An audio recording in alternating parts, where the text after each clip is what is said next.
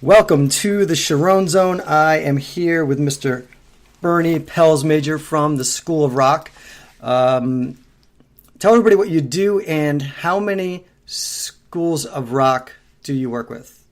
Okay, so I'm not just from School of Rock. I am from the School of Rock here in Broward County, Florida, and we have currently three schools. We have the School of Rock in Coral Springs, Florida, School of Rock West Broward, which is in Davie, Florida, and School of Rock Pompano Beach, which is in Pompano Beach, Florida.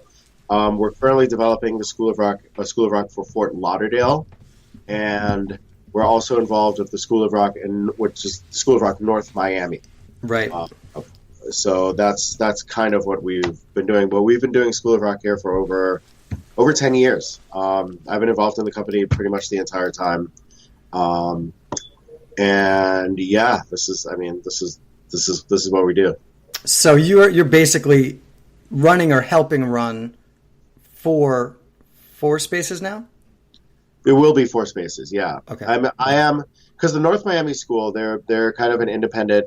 They're working on their own, but I definitely go there and talk to them and help them and advise them, and there's some other business mucky muck with them and whatever. Yeah. But they will be eventually completely on their own, and they're awesome people down there and all that kind of stuff.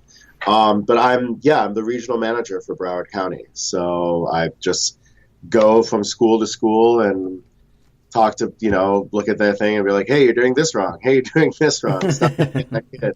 It's kind of that kind of stuff, like managing the managers. But that's not how I started. I mean, we started, of course, we only had one school in Coral Springs, and I started music. So I was, only teaching lessons and running rehearsals and doing that kind of thing. And so you just worked your way up to running that one and then branching Yeah, out. it's kind of the Starship Troopers thing. Like, you're it until you're dead or somebody better shows up. So that's really what it's like. Like, well, they're like, well, you know how to do all the stuff, so I guess we'll put you in charge of it. Which is fine. I mean, I do enjoy my position here, because ultimately you're like, I don't get to teach as much for sure, but I'm also like, I get to run like multiple music schools. And you get to oversee and watch everybody's progress. And we see, and that means we're reaching that many more kids. Yeah. Really, which is really the point. It's like when each school is popping off, and we have like 600 to 1,000 kids we're reaching every month. Yeah. Like when we finally build everything and are completely wrapped, like that's a significant amount of teaching that we're doing. Yeah, and the amount of impact you're having on all those kids each year is kind of immeasurable. One thing that I wanted to go over too is it's for adults as well, right? Oh, absolutely. Yeah. In fact, what's funny is that we kind of have here in our schools, we have kind of a strong adult division for our schools, percentage wise speaking, and to boil that down, yeah, we have a lot of adults who do the program too, and it's cool because they also like, okay, so you play music and I play music, and we play in bands, and you have your project and you're doing your thing, and it's great and it's awesome, and we play in a bunch of bands, but we're musicians, so we know how to play with other people. We do this for a living, and we've done a lot of it. Okay, so then you have dude who's like, well, I played in college, but I'm now a fill in the blank, right. Doctor, lawyer, dentist, garbage man, whatever, it doesn't matter. Yeah. Right. And then they're like, oh, I want to get back into this, but it's been like, a number of years, and they're a little rusty for sure. And more importantly, it's really difficult to find people to play with when that's not all you're working on.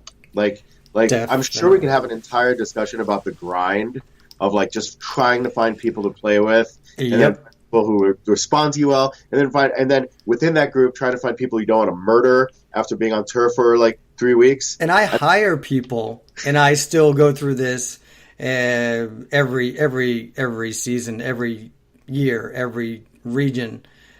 It's a never ending quest. So it's much harder when you're just kind of weekend warrioring it, because You're not paying people. Right. You know? Right. And so if we're having it on that level, on your level, and then you're having it just when people are just trying to hang out and play some tunes, and somebody has an attitude or somebody is trying, it gets really chaotic really fast. So our thing is that we're able to provide for a lot of adults because there's like, just show up, you can play, like we have somebody in charge. Yeah. There's like an instructor in charge. Yeah. So they're the ones mitigating all of these personality issues just by simply the fact that somebody else is in charge, which means nobody's vying for that spot. Mm-hmm. So they can be like, okay, well, you're playing bass on this song, you're playing drums on this song, and then you're going to switch on this or whatever. Like, that's what's going to happen because I'm the person in charge. And then you have a rehearsal space, so you don't need to worry about that. You have all that at the places.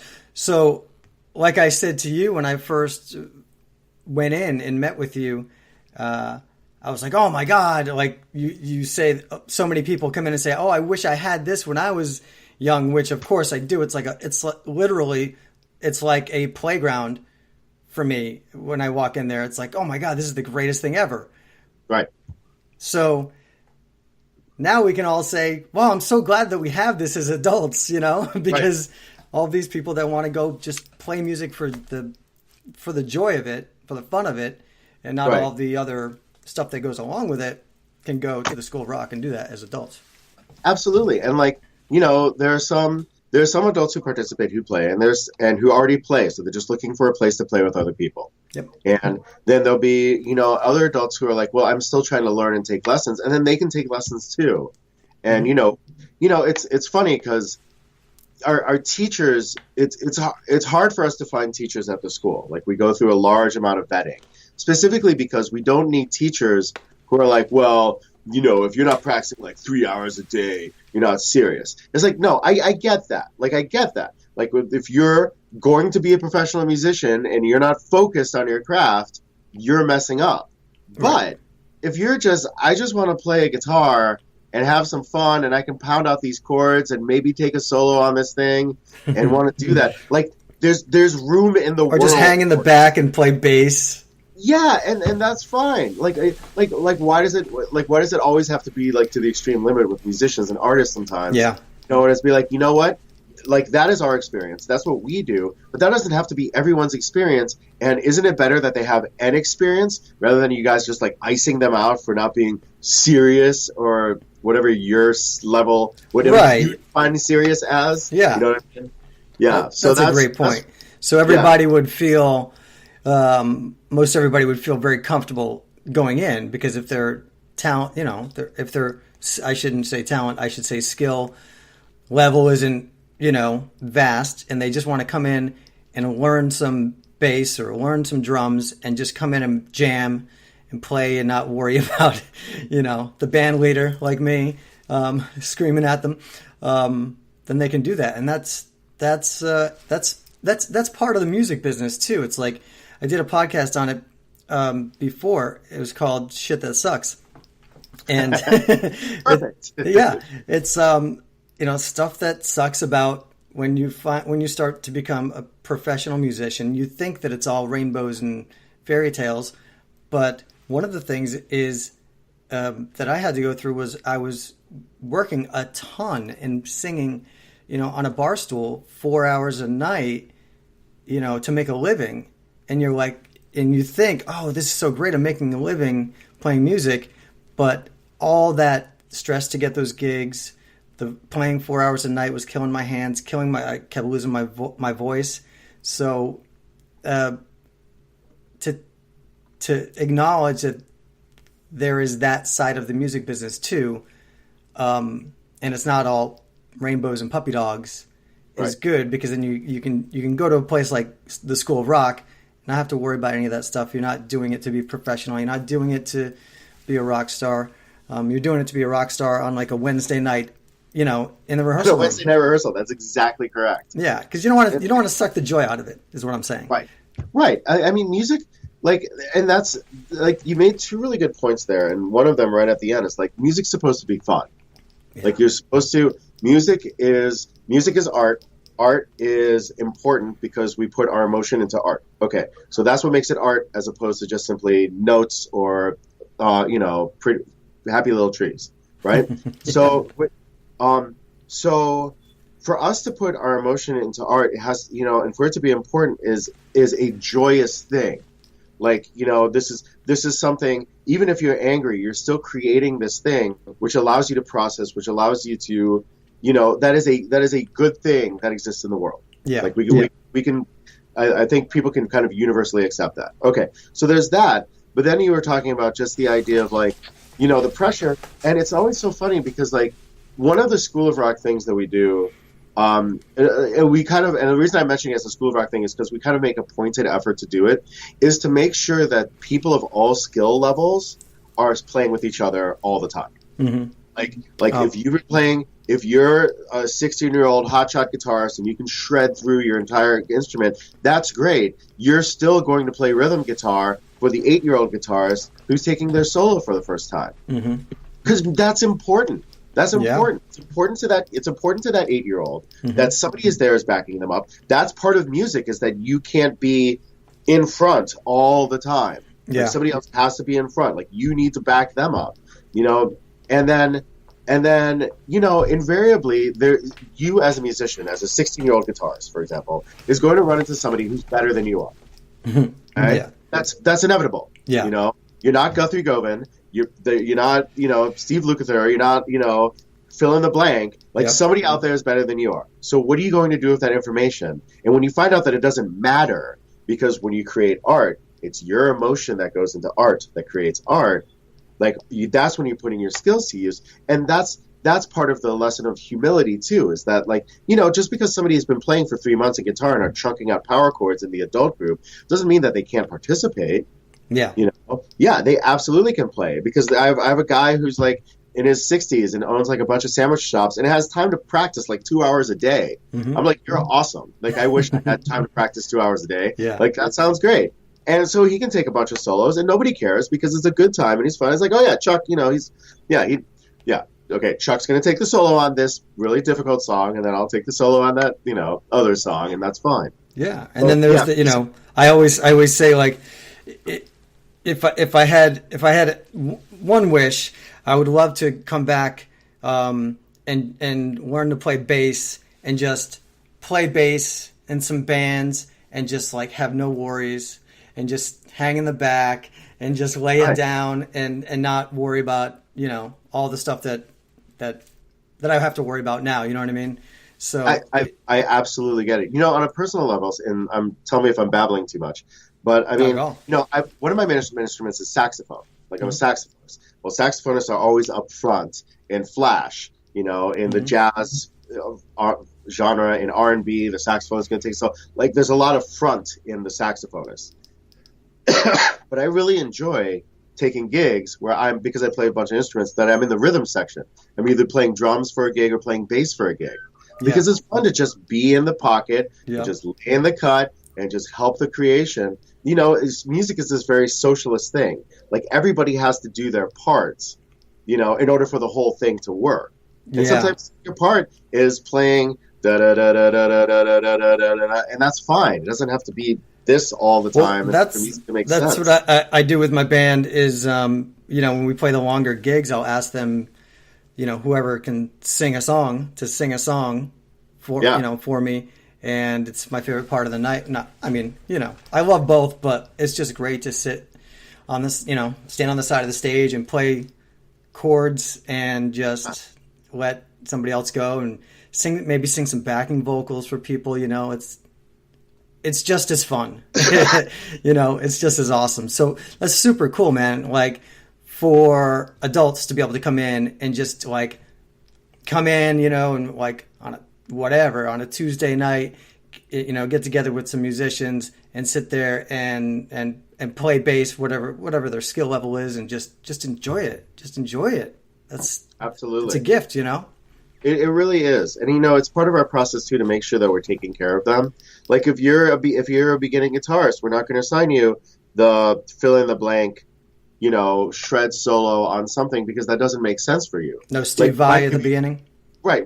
Yeah, like maybe we'll give you the guitar solo, just a lick to Wonderful Tonight. Mm-hmm. That's just that. Because in your lesson, that's what you need to work on. Well, That's stuff that's that I'm awesome. learning now.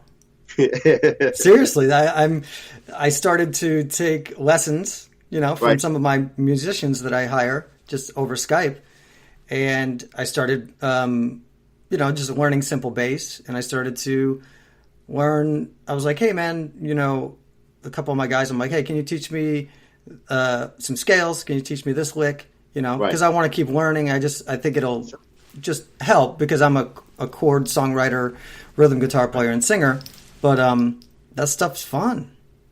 It is. And it's like, there's an old school mentality that like, well, if you learn, music theory or something, it's going to take away from the purity of your music or some other asinine bullshit like that. Yeah. And frankly, that's like saying like learning more words is going to make you worse at speaking. That's Right. exactly what that is. You're just learning more about your instrument. It might give you a different thought. It might give you like Totally. a different approach. You might be like, oh man, I'm playing this G chord, but I could be playing this G chord, or I could be playing this G chord and using now I understand theory and voice leading. Man, this thing that I thought was kind of a dead idea, I can rework into a new idea. Yep. And all of a sudden, that's what I was trying to hear, but I didn't have that under my finger. So how could I have that in my brain? Right. That's like your heart surgeon saying, well, I don't want to study too much about heart surgery.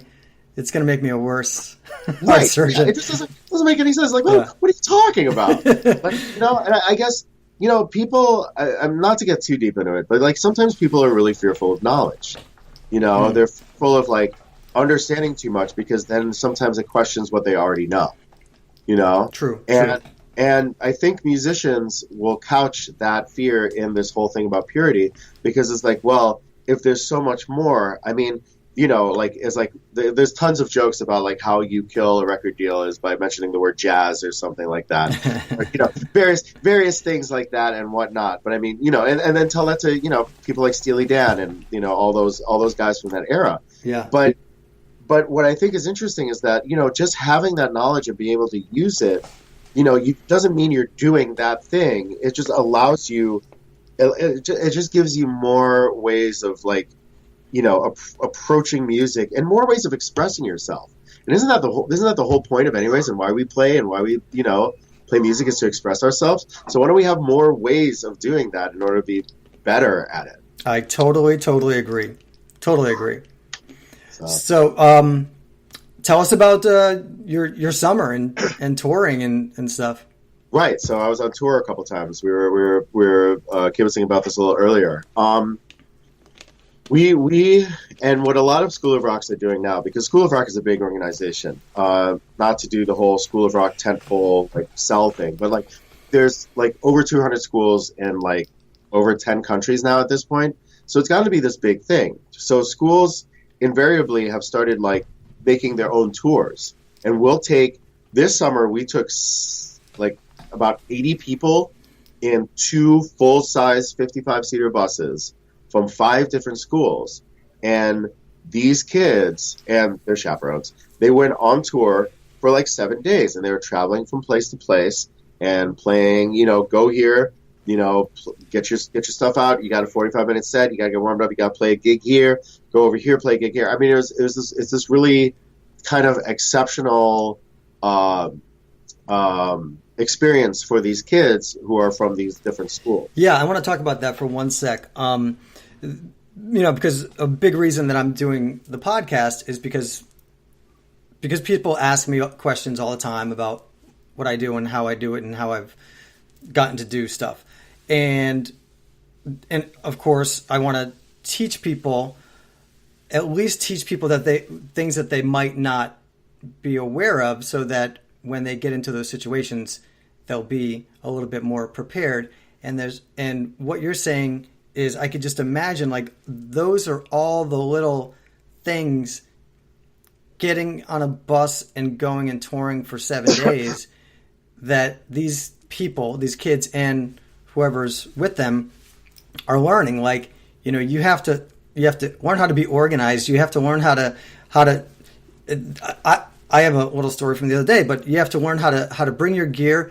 You need to learn how to set up your gear and your own essential stuff on the stage. Depending on what kind of stage it is, you have to know how to sound check. You have to know how to line check if you get thrown into a line check, and just all these little details that it's so great that you guys are doing that, because if you don't have that experience and you're thrown, God forbid, in front of a huge audience, or not even a huge audience, just if you're thrown into a situation that you're not already kind of have a little bit of experience with, it can go disastrously wrong. Like, I mean, I've had some insanely, with the Bret Michaels band, some insanely stressful line checks in front of 3,000 people. Sure. And these little things, like, it's great, man, that you guys are exposing people, kids and people in general to have to do all these little things. And not to hijack the whole thing, but I have a story. I'm going to do a quick little podcast on it, but I might as well tell it here. So we played a couple of bar gigs this summer, right? We don't play too many, but we played at this outdoor floating bar, right? So we'd already played there, and my bass player shows up to the second gig, and it's really windy, of course, and he has this flimsy little music stand, and he has like a big pile of papers like this. And it was hilarious. So I'm over the mic just busting his balls the whole time, right. Making fun of him. Like, he's like, well, I didn't know it was going to be windy. I'm like, yeah, who would think it'd be windy? We're on a boat. We're on a floating bar. We're on a boat. And so now we call him the binder. So that was funny enough. He went and bought a binder the next day. I'm like, look, dude, look at my binder. You know what I mean? Right. Yeah. So then, fast forward another week, we play at this big festival, and it's pouring rain, like tornado watch, the whole thing, right? Yeah, so the band before us, the drummer was getting wet, and it's a big covered stage. So I decide that I'm going to, number one, I didn't have anything to hold down my I have my binder and I have my thing. Like, I have all of the essentials that I need for stage, and I know where they need to go. So you need to have those things. But I made the mistake of, I didn't think it was going to be windy, and I didn't have anything to hold down my binder pages. Right. So it was exactly what I was complaining to him about that I did. And nice. Then, because it was so wet, it was soaking wet when we first started on the stage. So I took my set list, which I always put on the right-hand side of me. Like, these are all these little details that I think people need to know. Where do you put your set list? So when you get on that stage, it's like, boom, all right, this is my routine. I put my thing here, put my pedal here, whatever. Right. But it was so wet that I put my set list behind me, and the whole set, I was completely messed up. Right. Because it wasn't there. And then, you're halfway through one song, and you're like, okay, what's next? So I know how to transition. Right. And it was behind me, so it wasn't getting wet, So that's a long story to illustrate that I think that, it's just genius that, you guys are doing this, going on tour and having these students experience all these things and figure them out. Right. I mean, I think there's a really fun thing with these kids where they, like, some days we have a lot of travel. Like, you got to get on the bus. We're going to be on the bus for 7 hours. Between like stopping somewhere to eat and somewhere, you're gonna be up this all day, and then you got to change really fast, and then we got to go play a show. Yeah. So somewhere in that, we were talking a lot of practical things, like we talk about sound check, and we work that kind of stuff around here sometimes too. Mm-hmm. With these kids, learning how to, like, what do you want in your monitors? Like, well, can you hear that guy? Well, you probably want him in your monitor then. But like, for them to be doing. For them to be able to somehow, like, gear it up and then put on, like, a performance that makes sense, that's actual, them engaged in playing music or whatnot, that's a whole project in and of itself. Yeah. Like, it's a whole lesson in and of itself, I should say. Right. Man, the road is a grind. and they only did like 7 days. They're like, oh my god, it was so long, whatever. I'm like, you don't know what it is to be on the road for 10 weeks. Right. Like that is like in a van where it's like you and your buddies and maybe one other person, you guys are splitting the driving and right. You got to do the driving, and your tour manager / merch person / sound person / cousin is there with you. And then this dude got mad at that dude last night, so they're sitting in opposite ends of the van, and the van smells like meat because it's just a bunch of dudes, and, and all your gear's in the back, and you can't learn that at school. No, you definitely can't learn that. You definitely can't learn that in the classroom for sure. Yeah. These kids have it a little bit easy because of safety and security and all that kind of stuff. We're definitely taking like big vans. But I mean, personally speaking, after doing this for 4 years, man, I could plan a tour like no problem. Yeah. Because planning a tour for 6 people is nothing compared to planning a tour for like 70 people. Oh my God. This thing's a machine. These spreadsheets are like, boom. They're like this. Not only with like money aside, like scheduling is like at this time we load in, at this time, like Googling everything, like I have to do it all beforehand, making arrangements beforehand, because you can't just walk into a subway with 7 people and be like, we're hungry. And expect to get it done in a reasonable amount of time. See, these are all the details that I didn't think of. Yeah, absolutely. I mean, you gotta call ahead and be like, well, we have X amount of budget for lunch, so what can you do all in price at this particular price? I need to feed this many people, and I got 3 vegetarians, and will you take care of the bus drivers, and this kind of stuff or whatever, like all that kind of stuff. And then it's like, well, we can't eat. I have kids, but we can't eat pizza again. Like, do we need to, do this stuff like that? So at this point, man, if any band calls me, I'm like, yeah, I'm your guy. yeah, no doubt. Anybody listening, if you need a tour manager. Yeah, I'm already busy. I got to plan another tour for 80 people next year. I mean, it's cool. It's like these kids get to have this experience. That tour went a little bit haywire. We had a bunch of kids get sick. Oh, wow. So we had there were like all these emergency contingencies and stuff. Like you never think you're going to pull the life draft, and we pulled them all. We'd be like, all right, this kid has to go here. This kid has to do this. This kid needs some medication here. I need this person to do that. I mean, we're just up at like 4:30 in the morning being like, we have this emergency situation. This kid doesn't feel well. Has to go to urgent care. Like all that kind of stuff. Like we have to do all that too. So we don't sleep for 7 days because we're just, firing on all cylinders all the time. Complicated. But yeah, that was my tour as a planner. And then like later this year, or just like a couple of weeks ago, I was on tour for 10 days with what's called the School of Rock AllStars. And these kids are like the top of the top of the top, both as quality of student and quality of people. So I had 23 students.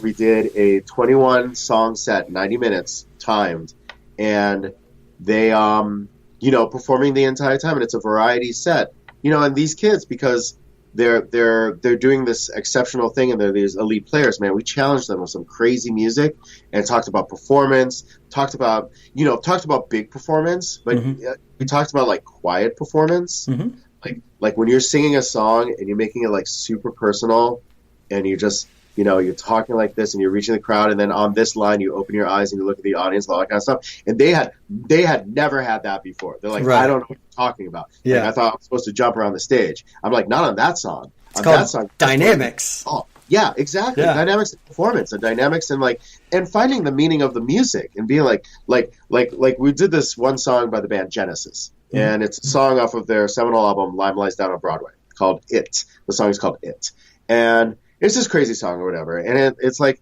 it's a really cool tune. It's very melodic. It's very majestic. The song sounds very majestic. It's very it's heroic, and if you try to think about it programmatically, if you're thinking about it if I was watching a movie, the dolphin is finally hitting over the crest and it sees the mountain it's been traveling for the entire movie.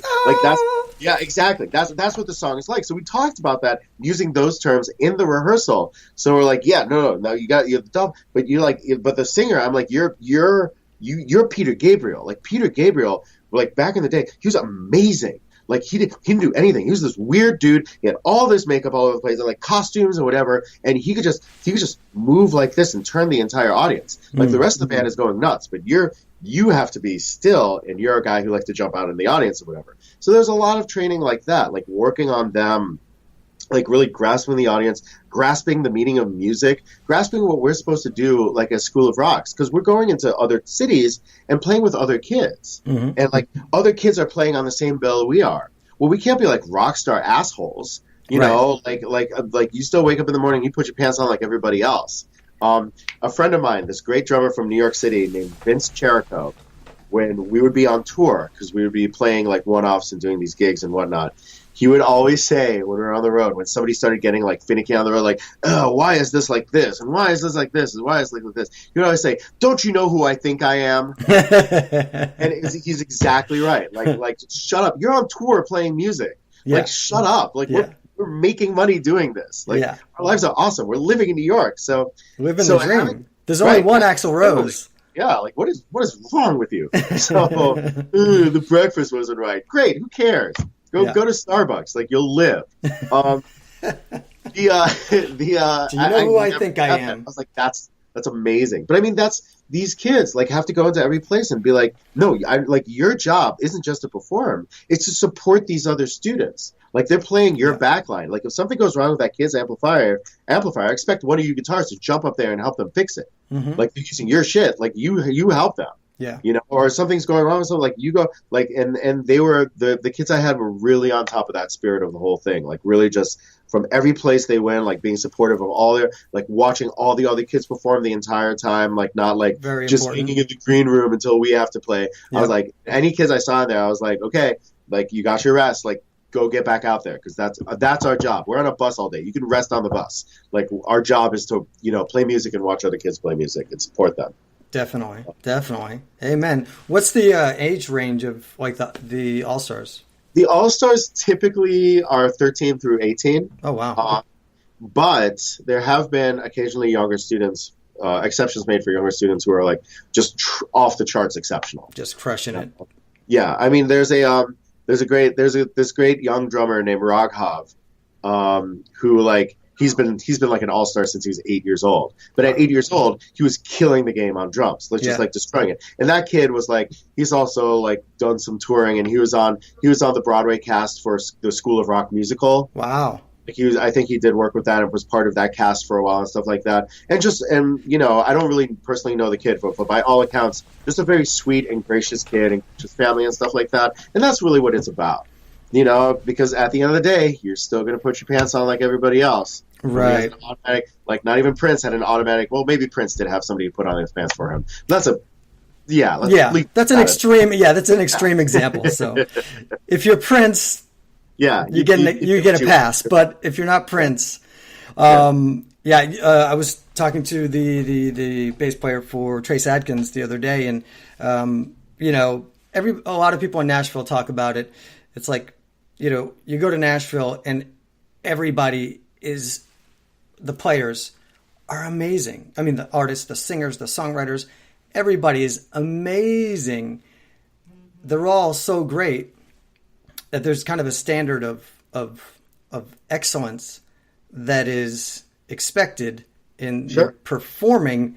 But then what takes over to get, you know, to get the great gigs and have a great career is your soft skills, so to speak. You know, your not being a diva, you know, not thinking that you're too good to get a bad breakfast, you know, stuff like that. And like being easy to work with, basically. So those are great skills that people are learning with you guys.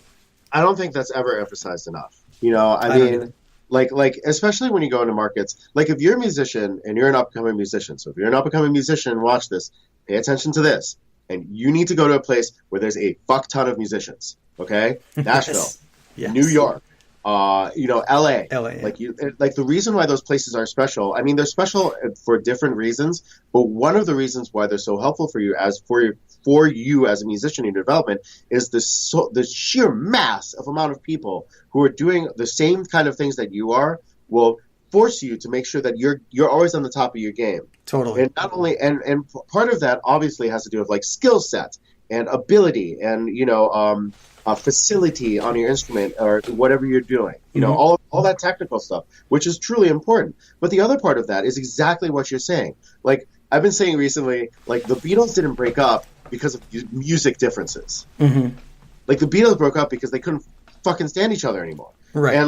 And that's so important. Like all the great bands break up because they can't stand each other anymore. Yep. Because it's really difficult. It's just people being people. It's hard for people to be people. When you see these bands who've been together for years, I mean, you talk about the Rolling Stones traveling, and they like barely see each other until the gig. Oh my God! I went to see Sammy Hagar and David Lee Roth tour together, right? Right. And I went and I hung out with David Lee Roth after the show, and it was the strangest, most bizarre night. It was literally me, my friend that I went with, and this friend of his that was seeing Roth. Okay. It was the three of us for like an hour just hanging out in Roth's little backstage area. But number one, he's crazy. He's completely crazy, exactly like you see in the interviews, which is, I mean, it's great. The guy, in my estimation, back in the day, he was genius, and he's crazy in a hilarious way.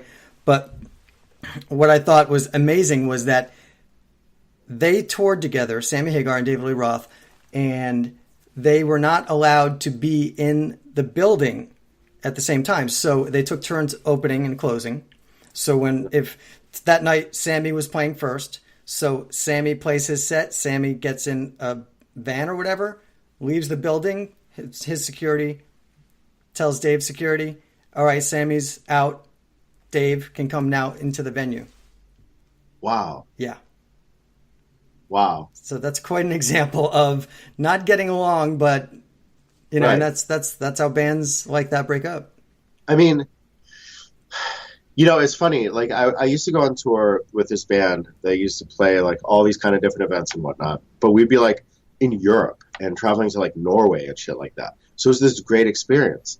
And you know, all these different musicians, like me and a friend of mine who was a singer in this band, like as soon as we would touch down in Norway, we'd be like, we don't need to sleep. We're in Norway.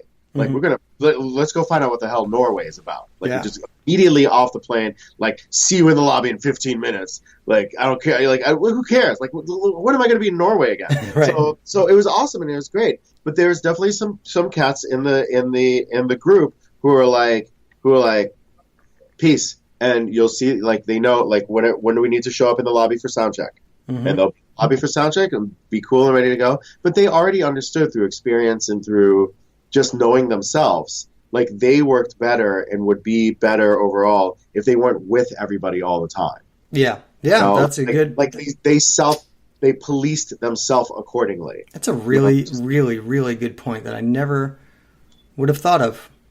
That's a really good point. But I mean, if you know, I was like, man, I just need to get some rest. People are like, oh, you should hang with it. Like, no, I need to get some rest. Like, I'm dealing with other shit. Like, I love you, mean it. See you at the gig. Yeah. Like, I like, bye. And that's, you know, a lot of us do that instinctively. But I know, like, in that group, like, a lot of cats did that, like, as a matter of methodology towards being on the road and dealing with all of us. Because, you know, when I was in a band, you know, I'm not David Lee Roth, but I am an outsized personality. Yeah. Like when I'm an outgoing and, you know, just a lot of personality all the time. So I'm sure that's entertaining in small doses, but I can also see how other people will be like, okay, I've had enough Burny for one day and be like, I need to. You're here. We need you here. Yeah. Right. And, you know, and I'm derping around and doing all the million of things. And they'd be like, no, that was really fun. That was really cool. That was great. Peace. See you at the lobby hall or get into the plane. And you know, it was, you know, just by watching them do that, I was like, right, that's not, they're not offending somebody by not wanting to hang out. It's just they know themselves, so it's good to know yourself. Right, exactly. Yeah. So, personalities, playing music, personalities. Yeah, man. Well, awesome. So let me know we'll let everyone else know where they can find you and School of Rock. Okay. So School of Rock, schoolofrock.com. Mm-hmm. Schoolofrock.com, you can find any of our locations: Coral Springs, Pompano Beach, West Broward. And we have concerts all these next weekends for the end of the month. We have, you know, kids playing on one day, We're doing some gigs over at a place called O'Malley's in Margate, Florida. Mm-hmm. We're doing a series of shows. And then we have a gig one night with the adults at a place in Coral Springs called Premier Billiards, and they're doing a gig. And then we have this Best of Season show in Hollywood, Florida at this place called Whiskey Tango, which is a really fun place to play and awesome in food. And these are all these different shows that we have on this season. When is that one? That's called the Best of Season. Mm-hmm. That's like best from, because we have a bunch of shows. Like some kids are doing a Who show. A different group of kids are doing a Weezer show. Group of kids are doing a David Bowie show. Wow. The adults are doing, I think, one of the groups of the adults are doing something called the Cowbell Show. It's 22 songs featuring, cowbell. Nice. Like, Whiskey Train and Photograph and, Don't Fear the Reaper, of course, and that kind of stuff. Like every song has to have everybody's got something to hide except for me, and my monkey has this big like kind of thing. So like all these, and that's a fun and funny show, but it's also people playing music, and all of our shows are free. All of our School of Rock shows are free. You can just come on in and hang out and grab a beer and watch. Watching kids like killing some Who songs is a pretty good time. Yeah, man. Free, I'll tell you what. Yeah, man. Definitely. But my band, I still play in a band around South Florida called ZBRA. Okay. Not Zebra, not the 80s hair metal band, ZBRA, which is Zebra. But anyway, that's a trio of guys that play around. And we play like once a month or sometimes twice a month at a place called the Original Fat Cats in Fort Lauderdale. Okay. Original Fat Cats in Fort Lauderdale is like one of my, if not one of my favorite places to play. Oh, now I've got to go. I've got to go. It's just a hang. Like they're like we're playing covers, but we're a lot of fun and we do some really out stuff and it's a good time. But the reason why I like the Fat Cats is because of like they're not just booking a band and letting whatever happen. Like if your band sucks, they're not going to book you. Yeah. They're like that's okay. Like you need to stay on top of your game. You need to play well. People need to have fun. You need like they really care about music there. So they do like fun things. They'll have like Reggae Wednesdays where they have like and people are hanging at like 2:00 in the morning. It's a party. Like it's awesome. So, nice. Yeah, it's really fun. Tons of great beers if you're a beer person. Like they have like all this kind of beers. It is very like just kind of cool like little like corner bar. Nice. Yeah. We'll have to come and catch you guys when I'm back down. I'll be back down. For a week next week, but I'm hosting a conference, a Florida Festivals conference. Nice. So I'll be back in South Florida for like 4 days, but then I'll be back in September for a long time. So make a hang. Yeah, I'll come and check it out. So awesome, man! I really appreciate it. Thank you so much for your wisdom. And representing the School of Rock. So, absolutely. And everybody watching and listening, make sure you go check out the School of Rock, check out Burny, and check out his band in South Florida, and subscribe to the Charron Zone on iTunes and on YouTube.